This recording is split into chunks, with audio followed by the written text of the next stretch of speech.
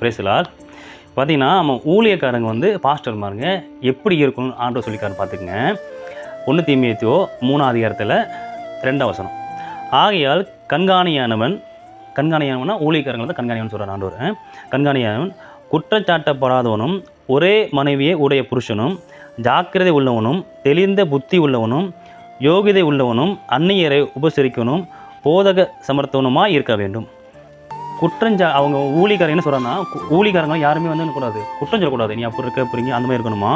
அவங்க வந்து ஒரே ஒரு கல்யாணம் தான் பண்ணியிருக்கணும், ஒரே மனைவியோடு இருக்கணும், ஜாக்கிரதையாக இருக்கணும். யார் எல்லா விஷயத்துலையுமே பழக்க வழக்கம் பேசுகிறது, லேடிஸ்ட்டு பேசுகிறது பண்ணுறது எல்லாமே ஜாக்கிரதையாக இருக்கணுமாமா.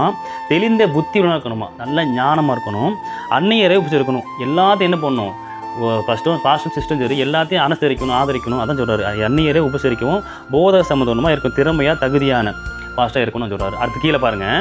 அவன் மதுபான பிரியனும் அடிக்கிறவனும் இழிவான ஆதாயத்தை இச்சிக்கிறவனுமாக இராமல் பொறுமையுள்ளவனும் சண்டை பண்ணாதவனும் பண ஆசை இல்லாதவனுமாக இருந்து, அப்படின்னா சரக்கு அடிக்கக்கூடாது, இழிவான ஆதாயத்தை அப்படின்னா அவங்க தேவைக்கு வசனத்தை எடுத்து பண்ணி காசு சம்பாதிக்கிற பண்ணிக்கூடாது, பொறுமையாக இருக்கணும், அமைதியாக இருக்கணும், சண்டை போடக்கூடாது.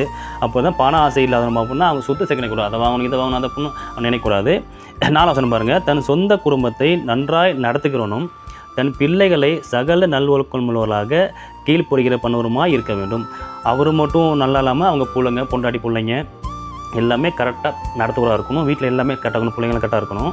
கீழே 5 சொல்கிறார் பாருங்கள். ஒருவன் தன் சொந்த குடும்பத்தை நடத்த அறியாது இருந்தால் தேவனுடைய சபை எப்படி விசாரிப்பான்? அப்போ உன் குடும்பத்துலேயே இவ்வளோ பிரச்சனை நீ கரெக்டாக கொண்டு வராமல் கரெக்டாக பண்ணிட்டு இருந்தனா நீ எப்படி சபையை நடத்தணும்னு ஆண்டவர் கேட்குறாரு. அதனால் அந்த வசனத்தை ஃபுல்லாக படித்து பாருங்கள். அது கீழே படித்து பார்த்தீங்கன்னா நம்ம பாஸ்டரோட உடன் ஊழியக்காரங்க இருப்பாங்க, அவங்க எப்படி இருக்கணுங்கிறதெல்லாம் கீழே போட்டிருப்பாங்க. 1 தீமோத்தேயு 3 ஃபுல்லாக படித்து பாருங்கள். ஆண்டவர் சொல்லியிருக்காரு. கர்த்தர் உங்களை ஆசைப்பார். கர்த்தருடைய தாமிக்கமால மீன் அடுத்து சந்திக்கலாம். ஆமென்.